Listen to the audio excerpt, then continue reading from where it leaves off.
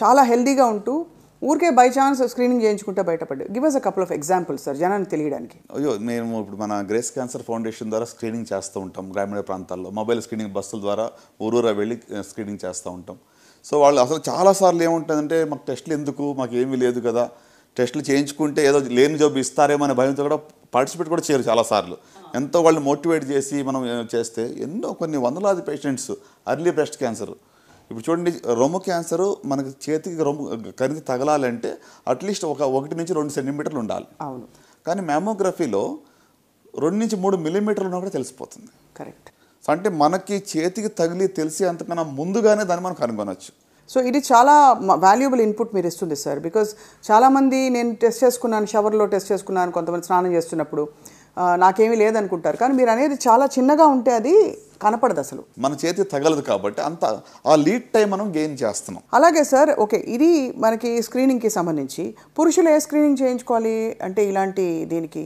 పురుషుల కాడికి వచ్చేటప్పటికి హై రిస్క్లో ఉన్న వాళ్ళకి low dose CT scan for lung cancer ఉందండి.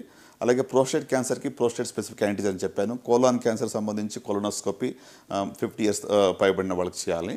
అంత మాత్రం కాకుండా మరి ఎవరికైనా టొబాకో చూయింగ్ అవన్నీ హై రిస్క్ ఉంటే కానీ ఓరల్ ఎగ్జామినేషన్ లేకుంటే నెక్ ఎగ్జామినేషన్ అనేటువంటిది అట్లీస్ట్ వన్స్ a year చేయించుకుంటే మంచిది.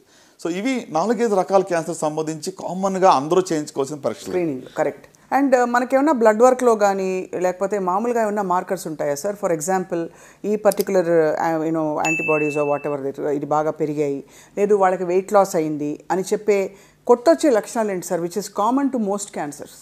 అంటే లక్షణాలు వేరు, బ్లడ్ వర్క్ ఇస్ డిఫరెంట్ అలా చెప్పాలంటే. సో బ్లడ్లో ట్యూమర్ మార్కర్స్ అనుకుని ఉంటాయి. ఇప్పుడు ఓవేరియన్ క్యాన్సర్ సంబంధించి CA-125 అనేది ట్యూమర్ మార్కర్ ఎలివేట్ అవుతుంది. అంటే CA-125 ఎలివేట్ అయినంత మాత్రాన క్యాన్సర్ కంగారు పడక్కర్లా. సుమారు 50 వేరే జబ్బుల్లో కూడా అది ఎలివేట్ అవ్వచ్చు. ట్యూబర్కులోసిస్లో కావచ్చు, ఎండోమెట్రియోసిస్లో కావచ్చు, పెల్విక్ ఇన్ఫ్లమేటరీ డిసీజ్లో కావచ్చు. ఇట్లా అంటే ఒక రిపోర్ట్ చూసి ఇది క్యాన్సర్ మార్కర్ కాబట్టి నాకు వచ్చిందేమని కూడా కంగారు పడక్కర్లేదు. రైట్. అంటే మన ఎస్పెషల్లీ సాక్షి ప్రేక్షకులకి నేను I don't want give wrong information. Correct. ఎందుకంటే కొన్నిసార్లు క్యాన్సర్ ఎట్లా అంటే అనవసరమైనటువంటి ఒక ఫియర్ అనేది కూడా ఎక్కువగా ఉంది ఇప్పుడు. అవును. సో అంటే I don't want to be a proponent of that kind of fear. Very very true sir. Right. So అట్లానే ఇప్పుడు సీరం CEA అని ఉంది, కార్సినో ఎంబ్రియోనిక్ యాంటీజెన్ అని చెప్పి, అది కోలాన్ క్యాన్సర్లో ఎలివేట్ అవుతుంది. PSA గురించి మనం మాట్లాడుకున్నాము. అట్లానే ఇప్పుడు CA-99 అని చెప్పి ఒక tumour marker for liver cancer కానివ్వండి, గాల్ బ్లాడర్ క్యాన్సర్ కానీ ఉంటుంది. కానీ ఇవన్నీ స్పెసిఫిక్ టెస్ట్, అంటే డాక్టర్ పర్యవేక్షణలో చెప్తేనే చేసే టెస్ట్లు కదా సార్? అదే కరెక్ట్.